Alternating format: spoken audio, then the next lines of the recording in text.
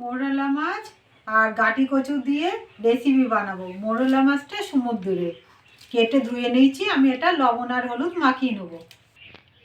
এর মধ্যে এটা সমুদ্রের মাছ তো এটা লবণ আছে, ওর মধ্যে আমি লবণ দেবো না, আমি হলুদ দিয়ে মেখে নেব। হলুদ দিয়ে দেবো, এটা মেখে নেব। এটা মেখে নিয়েছি, আমি এবার গ্যাসটা জ্বেলে নেব। গ্যাসটা জ্বেলে কড়াটা বসিয়ে দিয়েছি। কড়াটা গরম হয়ে গেছে, আমি এবার সরষের তেল দিয়ে দেবো। তেলটা গরম হয়ে গেছে, এবার মাছগুলো দিয়ে দেবো।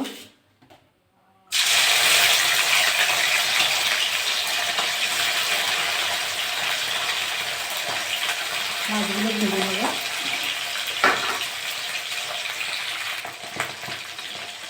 মাছগুলো এক সাইডে হয়ে গেছে, আমি এবার উল্টে দেবো।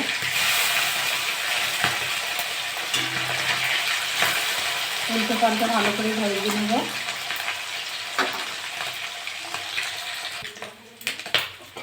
মাছগুলো ভাজা হয়ে গেছে, আমি এবার তুলে নেব।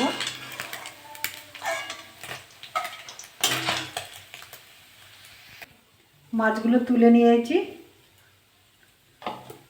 বাকি মাছগুলো আমি একইভাবে ভেজে নেব।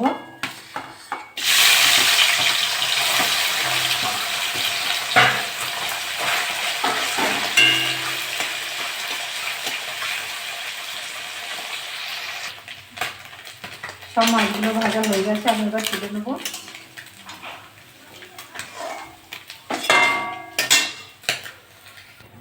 সব মাছগুলো তুলে নিয়েছি। ওই তেলে আর একটু তেল দিয়ে দেবো।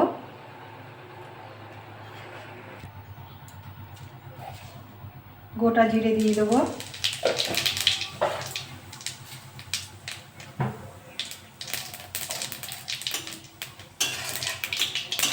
জিরেটা ভাজা হয়ে গেছে, পেঁয়াজ দিয়ে দেবো। কটা কাঁচা লঙ্কা দিয়ে দেবো, একটু ভেজে দেবো।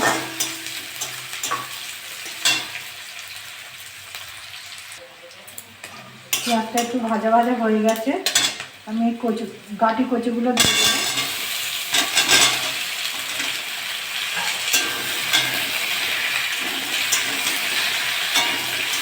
এটা অনেকে গাটি কচু বলে, অনেকে কচুমুখী বলে। এটা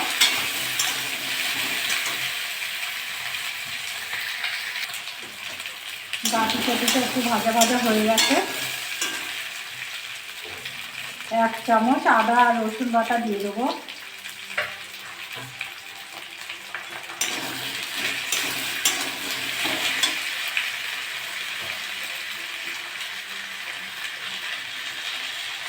হলুদ দিয়ে দেবো।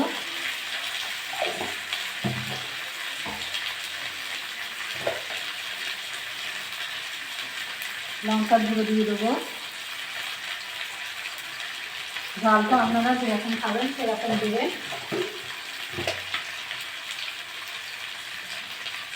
জিরে গুঁড়ো দিয়ে দেবো।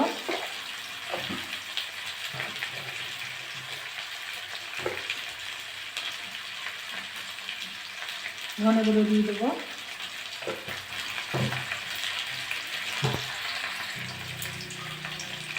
স্বাদ মতো লবণ। ভালো করে কষে নেব।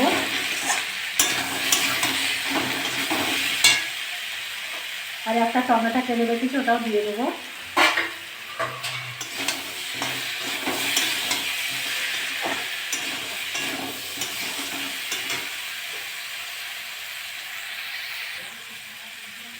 এটা আমি ভালো করে কষে নিয়েছি, আমি এবার জল দিয়ে দেবো। এই পাশে আমি গরম জল করে নিয়েছি, গরম জলটা দিয়ে দেবো।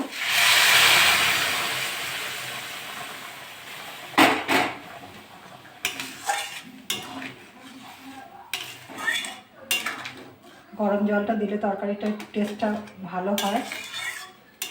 আপনারা গরম জল না করতে পারে ঠান্ডা জলই দিয়ে করবেন। আর একটু জল দিয়ে দেবো।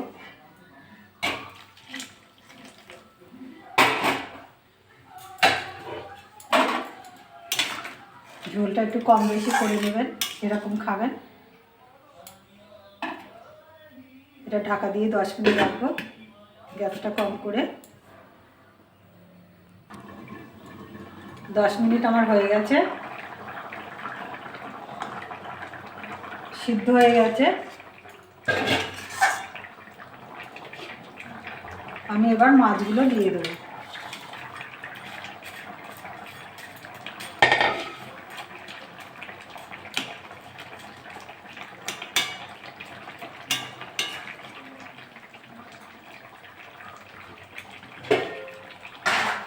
একটু ঢাকা দিয়ে রাখবো। 2-3 মিনিট আমার হয়ে গেছে, তরকারিটা আমার হয়ে গেছে। আমি এবার নামিয়ে নেব।